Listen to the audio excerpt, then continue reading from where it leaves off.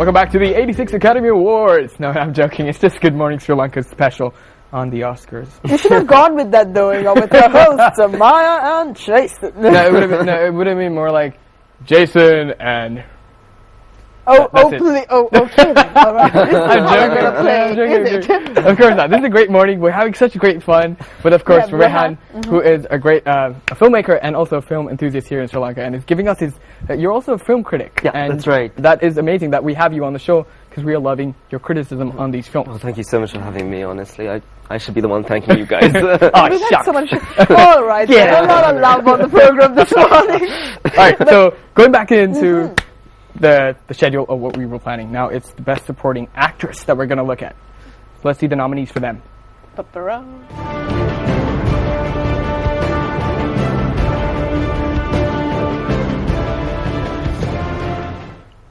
I don't know.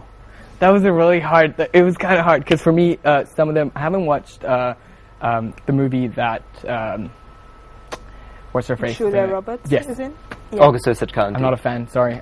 I'm no disrespect to Julia if she's watching. Well, funny you say that. I never used to be a fan either. Yeah. But I watch her in this, and she pulls off. She pulls it off pretty well. Yeah, I give her a chance. Check it out. Check it out. I will give her a chance. Also because I a few years back I watched Eat, Pray, Love, and it was a chick flick, but I was forced to watch it, and I liked it. I haven't actually seen it. What does it say about me? Oh dear. Let's not go there then. All right, so Julia Roberts, you would say give her a chance, but who do you think would... I think Lupita Nyong'o. I'm pretty sure Lupita Nyong'o is going to win. Yeah, it's such a... She ticks all the boxes when it comes to what the Oscar judging kind of like, don't they? Absolutely. And strong acting. And this is her first film. Exactly. It's her debut film. Right. I mean, I believe she worked as a runner and as several other sort of things on small roles and on little films, like small crew roles. Right. But this is her debut film, and she's brilliant, and it's such a harrowing role. She gets raped, she gets tortured, it is really harrowing. It's awful to watch. I think it's just as difficult for us to watch as it must have been to act. Right. Definitely, and the emotion there. I mean, there were parts of that film that I just couldn't sit through. That I had to just get up and sort of walk it off and wait till that scene ends and come back again. I'm serious, because the acting that they put into that. I saw an interview that Lupita did with Piers Morgan on CNN, and she was just speaking about the experience it was and how much emotion she had to put into it, but it was just hard acting, but she did it. She pulls it off. She pulls it off really well. Absolutely, definitely. Yeah. So Lupita then. Win, yeah. Look, I'll agree because I haven't watched that film. Unfortunately, don't hate me. Don't. All love coming your way, Jason. But I'm gonna kind of, because you both sound so passionate with her acting in that film, so I'm just gonna go with the gang here because that's what we do. I believe now we're gonna check out the nominees for Best Director. Oh, this is something we're both looking forward to. Best Director nominees.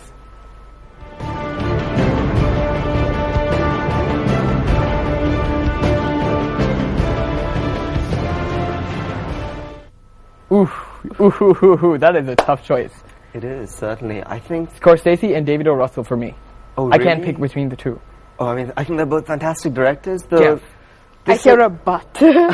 But there is a but. Wait for it. Alfonso Cuarón, who made Children of Men, Y Tu Mamá También. I think he's going to win this year. Okay. What do you think really makes him stand out with this film?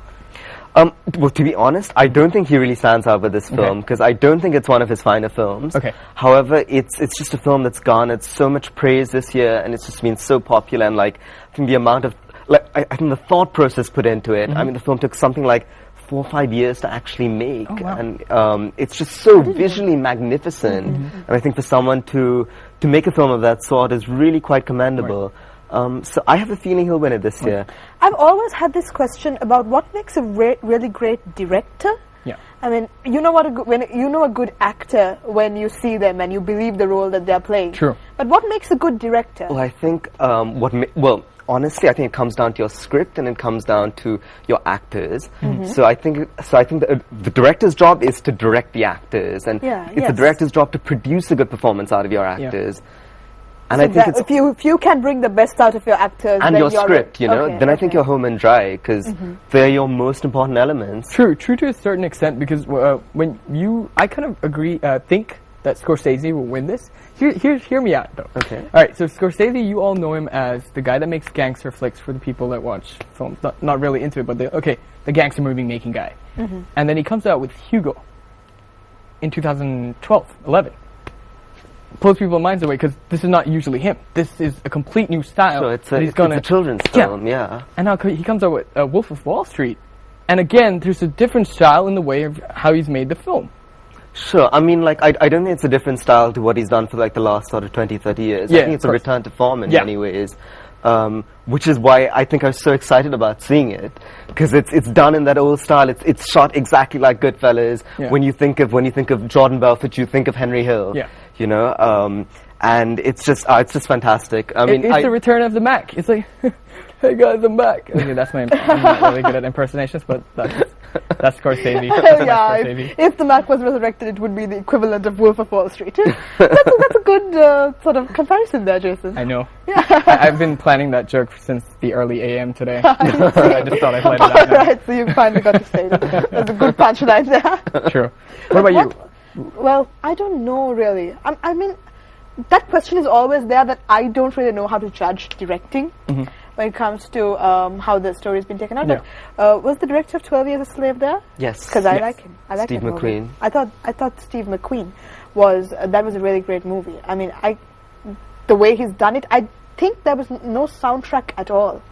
I mean, there was no score done for the film. There was. And there was. Yes. But it's Hans just, Zimmer did a score. it didn't really sort of, he went with the natural surroundings. Yeah, with the sound and the voice of the actors. The sounds of the bayou on the southern sort of Southern America, and which I think is very important, because you don't want to disempower your spectator with your soundtrack. True. So he doesn't let it interfere with the rest of the film. So it's a good point you make. I mean, that was kind of refreshing in a way, because sometimes soundtracks can really make or break the film. Yeah, for me, especially because I go for the songs.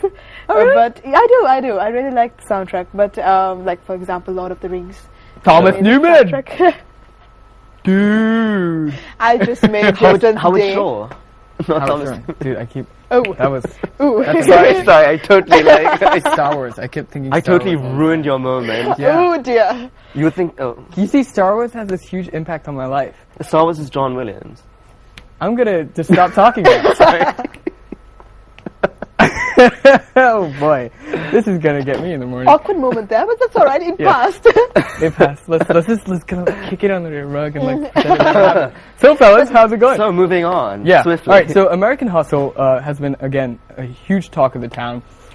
Your favorite thing about American Hustle? My favorite thing about American Hustle. The fact it exists. I mean, I was so glad when I heard that he was bringing out another film this year. David O. Russell, who made Silver Linings Playbook, Fighter, Three Kings. But honestly, I didn't enjoy this film. I thought it was too long, and I thought, I mean, there were some great performances, but there's so much fluff in between, and it just, I just feel like, it just takes so long for anything to really happen, you know? Yeah, so it's too much to drag. It really drags, you know? But I mean, I love David O. Russell, and I wanted this film to be good. Yeah. I wanted to enjoy it. I mean, the trailer did hype it up. It did. It was a brilliant trailer, right? It was fantastic. It was. And I think, for me, I believe it's the guy that made the trailer that we should blame, because he hyped it up too much for us, and we expected something really short. Maybe, yeah. Let's blame that guy. I really want to see this trailer. All right, let's take a look at the trailer for American Hustle and be back. Oh my god, I think that was the best trailer I've ever seen in my life. That's my Hustler impersonation.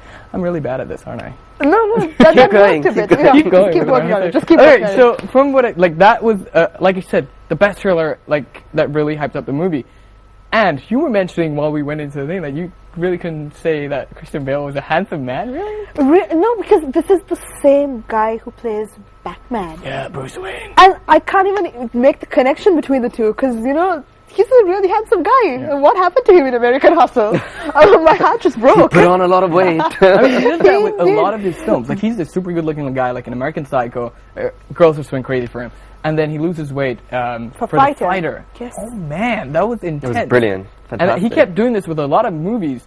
And for American Hustle, he gained a lot of weight, and he made the guy cut his hair specifically to look like like a guy Also, who he did goes the bald. entire, because in the beginning of the movie, there's this entire routine that he's doing to really get his hair to stay in Oh place. yeah, exactly, because that's what the Yes. film starts off with, Yes, right? it Yeah, starts off with brilliant that. scene. Yeah, yeah. So that was a fun scene, though. So there are some really Definitely. good moments in that film, but overall, you don't think it's I wasn't really too impressed with it. Right. I mean, I really enjoyed some of the montage sequences, probably because they use they use the music in the trailer for Yeah. like some of the montage sequences, and it just made me think of this brilliant trailer. Yeah. You know? So I was That's just the like, problem, because I guess it's the way the directors kind of made the story link in with each scene. I think that was the problem. It was too much of a... But let's hear, sort of, not give away the plot, of Yeah. course. But Spoiler alert! What's American Hustle about? Let's give our viewers who haven't really seen the movie just a taste of what the movie's about. So American Hustle is about two con artists who are busted by the FBI, and then they're forced to set up a sting operation to bring down a couple of corrupt politicians. That's sort of like the premise of the film. However, it takes incredibly long for all of this to happen, you know. And by the end of the film, it's just like, finally, David O. Russell, you finally got your act together. Let's leave the cinema now. Yeah. But you know, another great film, this is a film that won the Oscar in the past as well, and that's Forrest Gump, right? Tom Hanks! Tom Hanks! Coming up, ladies and gentlemen. So Tom Hanks is one of my all-time favorites. I didn't love him in the Da Vinci Code, but I loved him in everything else, like I that think. movie, though. It was really interesting. His acting wasn't the best, but I like the movie. Okay, yeah. Like, the movies he picks are pretty cool. Yeah, he picks good movies. Captain Phillips, for example. Now, that's a great choice. Castaway. Castaway, dude. Really good. So that is Captain Phillips, nominated for Best Picture this year. So we're going to see the trailer and give you a little sneak peek about what this movie is about. Always said, stupid is what stupid does. As far as Scott. But anyways, back with Tom Hanks, a great movie from the trailer that if you would just watch it, it's amazing. Yes. And now I had I have really huge problem pronouncing names of actors, and you said it was Barakat Abdi. That's right, yes. Who was nominated, by the way, if you notice, for Best Supporting Actor as well. Now this guy is an unknown, and he came on the Tonight Show, I believe, and he was like, "Oh, I just did this because a friend of mine, no, my brother, went for the casting call, and I just said, hey, might as well do it," and he got it. And now he's nominated for Best Supporting Actor at the Oscars. That's pretty impressive. So the moral of the story impressive. is, if your brother is going for an audition, go along. You just might win. Exactly. All right, so overall, the film, from your view of the film. I didn't like this film, and you guys are going to hate me for saying this, but I'm not a fan of Tom Hanks. We're not going to hate... There you go. There you go. I mean, Let's get this one. You asked for it. All right, no. I'm not such a huge fan of Tom Hanks, and honestly, I feel he hasn't really done anything that stands out in like the last decade or so. Okay.